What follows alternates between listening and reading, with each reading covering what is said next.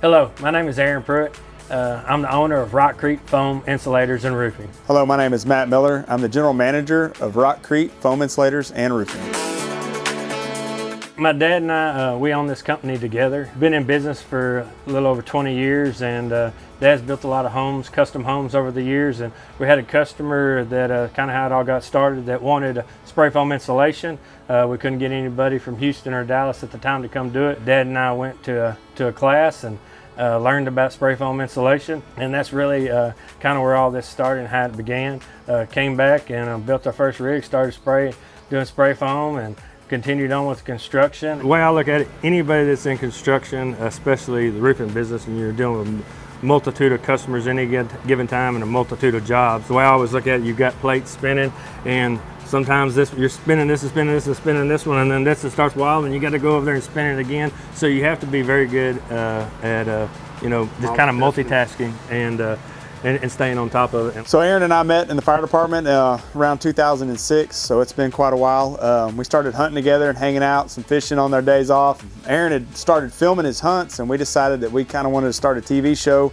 So I started doing the editing while we were doing the filming, and we started a business together. So we ran an outdoor television show together for a number of years while we remained at the fire department. A couple years ago, we decided to shut that down. Basically, Aaron partnered up with his dad, and then I came in and helped him with the business side of everything, along with sales and production. But now we're doing a lot of shingle roofs. We've also done commercial roofs, metal roofs. We're even doing storm restoration when it deals with siding, windows, paint. As the company continues to expand, we look forward to the days we can retire from the fire department and just keep the construction rolling. Because it's a young man's game. I'm not that old, but I've been doing it a long time, and I feel the pains in the morning sometimes when we have a fire at night.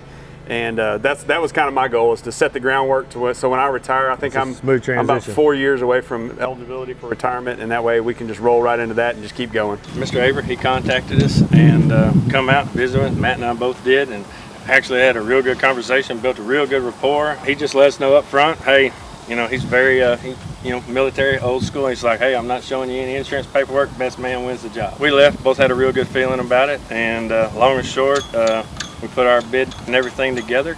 Calls me back the next day. He says, I'll tell you what, he says, after everything you explained to me, he says, that is a better product. He says, you are the highest price, but basically we built value.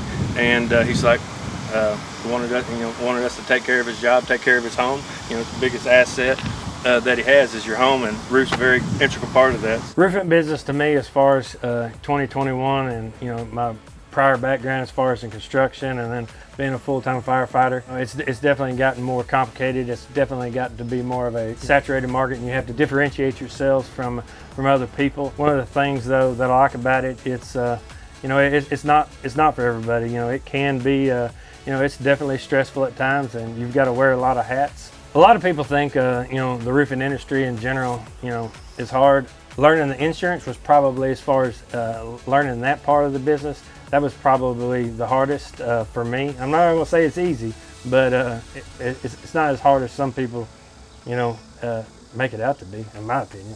I was introduced to this area later in life. I grew up in the Houston area and in some East Texas areas. I knew I wanted to be a firefighter, and in the early 2000s, that was a difficult job to get. So I went everywhere I could drive from my house to get a job, and the city of Bryan was the first one ever offered me a job. So I ended up working in this area now for 15 years, and the city has really grown on me. It's an interesting dynamic because you're actually not that far from Austin, Houston, and Dallas, but you are your own city. It's a real tight-knit, great community. Everybody loves to stay local and shop local, and that's benefited us as a roofing company. We've had multiple hailstorms in our area, and our business continues to grow because not only do we do it right, but we're local and we stand behind what we do. One of the most important things we do is invest in our business, and this here is our biggest investment. It's the Equipter. What this does, Aaron likes to call it the roofing buggy. It's a self-propelled small dump trailer that actually has a hydraulic lift where we can lift it up to the edge of the roof, allowing for a couple of things. One, the guys can throw all the debris and everything into the Equipter, and then it can drive out to the dump trailer and dump it in the dump trailer. What that does, it eliminates the probability of getting nails in the yard. It keeps a lot of the shingles off your landscaping. Also allows us to get into tight areas. There are areas in town where we can't back a dump trailer up next to your house and throw the shingles off into it. So we'll use the Equipter, we'll drive it right in there. It's got big tires, won't rut up your yard. The biggest benefit for the for our crew is we can actually load the shingles in here and then we lift them up onto the roof and the guys can just walk off the equipter with them. And that a lot less stress on their bodies, a lot less potential of dropping bundles of shingles on your roof and hurting things. So again, investing back in our customers, trying to do the best work we possibly can. Obviously, we had a TV show several years back, and of course, you're dealing with lots of sponsors. And we had a sponsor that ultimately ended up dinging us for what, a little over 60 grand, 65 grand. Yeah. We had to pay that. We had a boat that was paid off, and we had to refinance the boat because at the time we didn't have all that extra money, and had to put some things on some credit cards to cover the airtime, and it definitely created a little bit of a financial hardship on us. And what I decided to do is to get back into construction out of necessity, kind of at the time.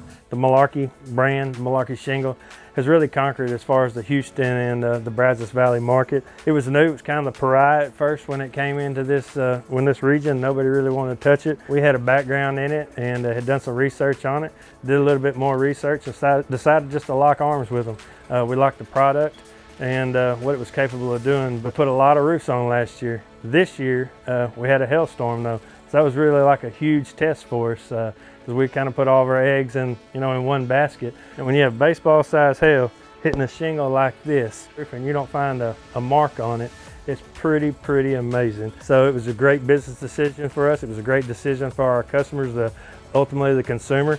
And I can't say enough good stuff about them. As a consumer looking for a roofing contractor, I gotta say that I put a roof on my house about 5 years before I got into roofing, and I really didn't have a clue what I was doing.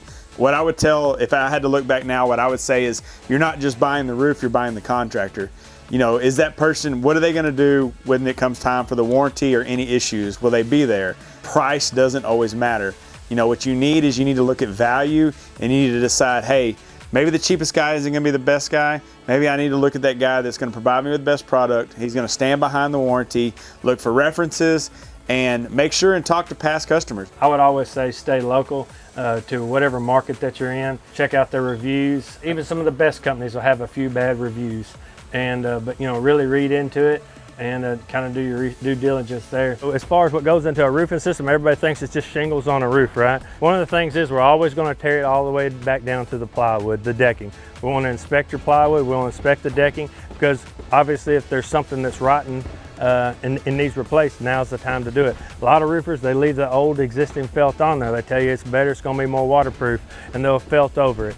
And so we want to inspect your decking. The other thing is though, that would void your shingle manufacturer's warranty if you left more than 2 layers of felt on there. Like around the penetrations, around the valleys, we're going to use what's called ice and water shield. It's designed basically when a nail goes through it, it self-heals around that nail. It's just extra added insurance as far as for your home. Instead of lead jacks, we use what's called a bullet boot.